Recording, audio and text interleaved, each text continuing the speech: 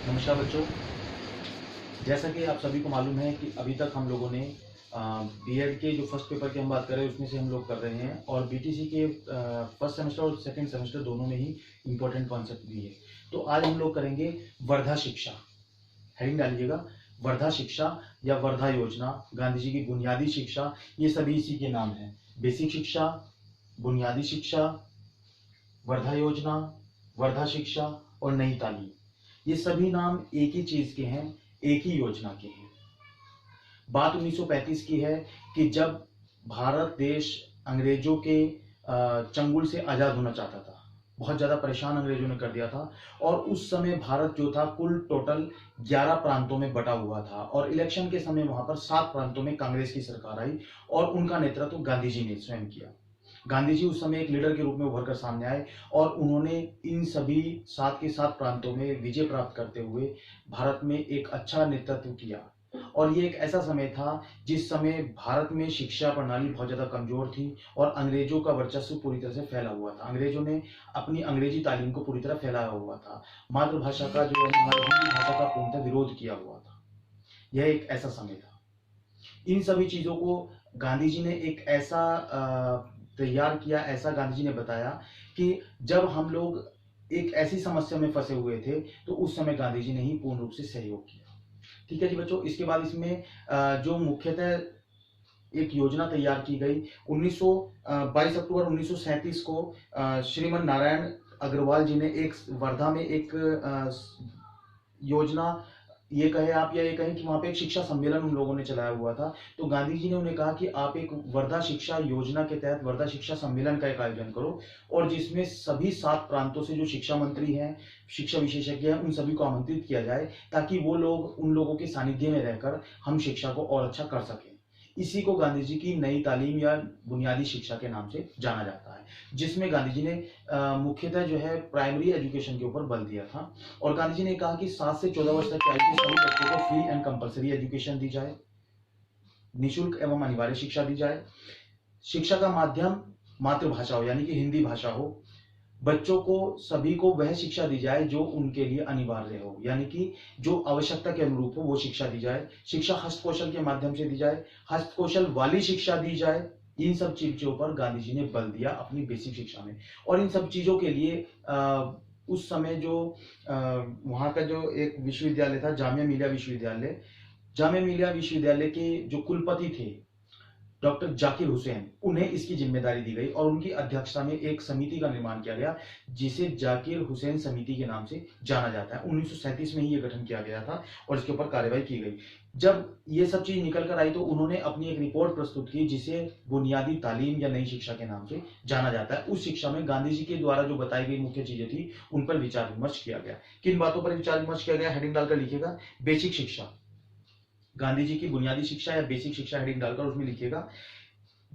Doctor Zakir Hussain जो कि Jamia Millia Islamia university के कुलपति थे, उनके द्वारा एक रिपोर्ट या प्रतिवेदन प्रस्तुत किया गया जिसमें गांधी जी द्वारा बताए गए बुनियादी शिक्षा के विषय में चर्चा की गई, जिसमें क्या कहा गया कि 7 से 14 वर्ष तक की आयु के सभी बच्चों के लिए अनिवार्य शिक्षा की जाए एवं निःशुल्क शिक्षा की जाए। बुनियादी शिक्षा का ढांचा इस तरह का हो कि जिसमें बच्चों को हस्त कौशल की शिक्षा दी जाए और शिक्षा हस्त कौशल के माध्यम से दी जाए। अध्यापक प्रशिक्षित हो, बच्चों को जो शिक्षा दी जाए वो उनके अनुरूप हो, यानी आवश्यकता के अनुरूप हो, जैसी आवश्यकता है उस अनुरूप बच्चों को शिक्षा दी जाए। इन सभी बातों पर मुख्यतः बल दिया गया और शिक्षा का माध्यम अंग्रेजी ना होकर बल्कि हिंदी यानी मातृभाषा किया जाए। इन सब चीजों पर बल दिया गया। और इसके बाद हेडिंग डालकर लिखिएगा कि बेसिक शिक्षा के आधारभूत सिद्धांत या विशेषताएं, यानी उस समय की बेसिक शिक्षा के कौन कौन से आधारभूत सिद्धांत थे। इसमें लिखिएगा शिक्षा को अनिवार्य एवं निःशुल्क बनाने का सिद्धांत। इसके बाद लिखिएगा शिक्षा को शिक्षा के द्वारा आत्मनिर्भर बनाने का सिद्धांत, मातृभाषा के माध्यम से शिक्षा देने का सिद्धांत, हस्तकौशल की शिक्षा का सिद्धांत। इसके बाद लिखिएगा सभी विषयों को जोड़कर पढ़ाने का सिद्धांत, यानी ऐसा सिद्धांत दिया गया कि सभी विषयों को एक साथ जोड़कर पढ़ाया जाए। सभी विषय अलग अलग नहीं है बल्कि सभी विषय एक ही जैसे हैं, इस तरह से बच्चों को पढ़ाया जाए। इंटीग्रेटेड अप्रोच की इन्होंने बात की। अनुभव के द्वारा और लर्निंग बाय डूइंग, करके सीखने पर आधारित शिक्षा हो, इस तरह की उन्होंने बात कही।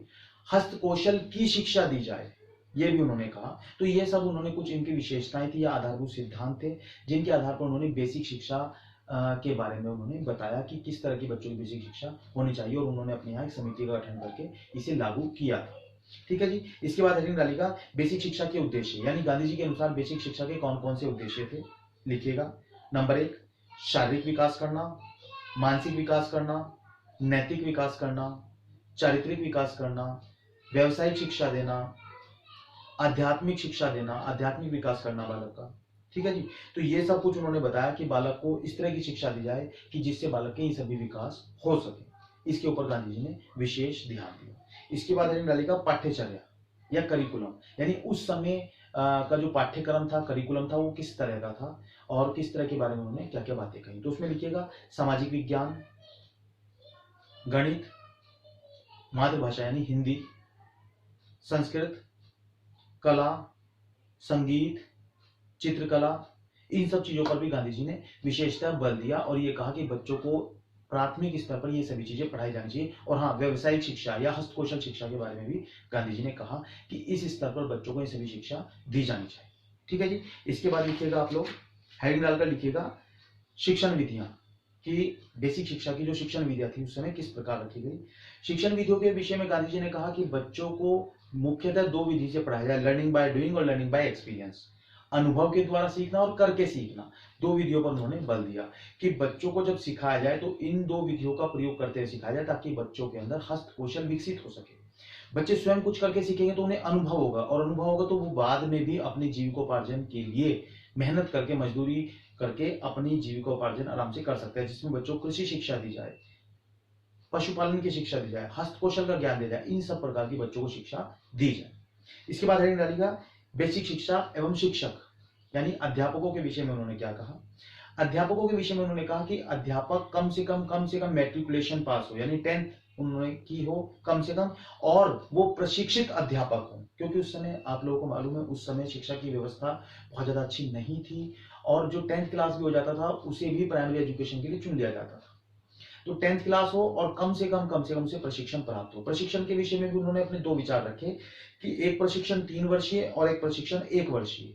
3 वर्षीय प्रशिक्षण वो होगा जिसमें बच्चों को, जो अध्यापक है वो ऐसे अध्यापक हों जिन्हें 1 से 3 वर्ष से कम का अनुभव है, यानी 3 वर्ष से जिन्हें कम का अनुभव है उन्हें कम से कम 3 वर्ष के लिए प्रशिक्षण दिया जाए, और जिन्हें 3 वर्ष से ज्यादा पढ़ाने का अनुभव है उन्हें कम से कम 1 वर्ष का प्रशिक्षण दिया जाना अनिवार्य है।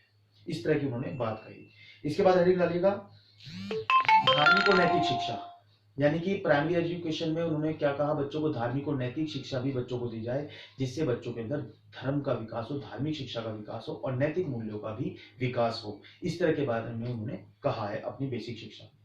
इसके बाद हेडिंग डालिएगा गांधी जी की बेसिक शिक्षा या नई तालीम के का मूल्यांकन, जिसमें हम गुण और दोष के बारे में चर्चा करेंगे।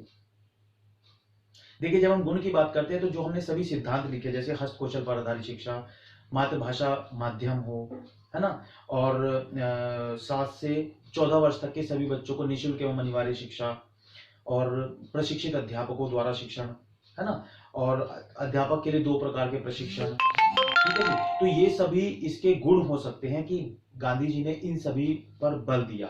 और हाँ, हस्तकौशल की शिक्षा, व्यावसायिक शिक्षा, इन सब चीजों पर गांधी जी ने बल दिया कि प्राथमिक स्तर पर ये सभी चीजों को लागू किया जाए। ये गांधी जी की वर्धा शिक्षा के गुण थे। परंतु इसके साथ साथ गांधी जी की वर्धा शिक्षा के कुछ दोष भी थे। कौन कौन से दोष थे, लिख लीजिएगा। नंबर 1 लिखिएगा हस्तकौशल पर अनावश्यक बल, क्योंकि प्राथमिक स्तर पर बच्चों को हस्तकौशल के माध्यम से पढ़ाना पॉसिबल नहीं हो पाता। हर विषय उन्हें हस्तकौशल के माध्यम से पढ़ाया जाए, पॉसिबल नहीं होता। फिर लिखिएगा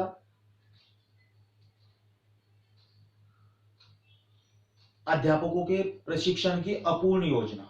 अध्यापकों की शिक्षण की जो योजना थी वो अपूर्ण थी, क्योंकि अध्यापकों के प्रशिक्षण के बारे में बात तो की, लेकिन उस समय शिक्षा की व्यवस्था इतनी अच्छी नहीं थी कि अध्यापकों को प्रशिक्षित किया जा सके, तो अपूर्ण योजना थी।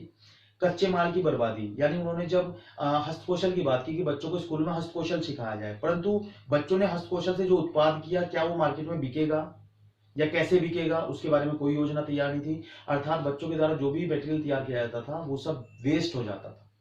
तो यानी कि उनकी जो योजना थी वो कहीं ना कहीं अपूर्ण थी।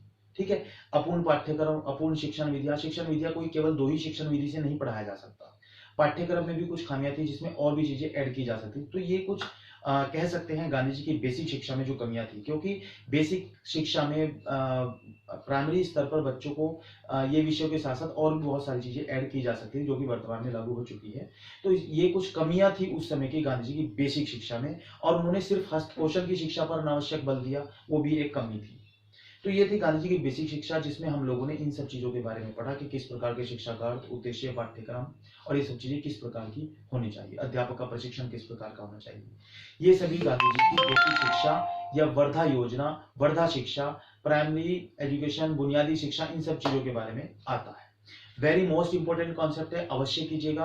और जिन बच्चों ने इससे पहले की वीडियो नहीं देखी है वो भी आप लोग जरूर देखते रहिएगा, क्योंकि सभी वही वीडियो मैं अपलोड कर रहा हूं जो वीडियो आपके एग्जाम के पॉइंट ऑफ व्यू से इंपॉर्टेंट है। और इसके साथ साथ यदि आप जूम क्लास अटेंड नहीं कर रहे हैं तो प्लीज जरूर अटेंड कीजिएगा, क्योंकि वीडियो के अतिरिक्त ही जूम क्लास में बताया जाता है। बहुत बहुत धन्यवाद, बहुत बहुत शुक्रिया।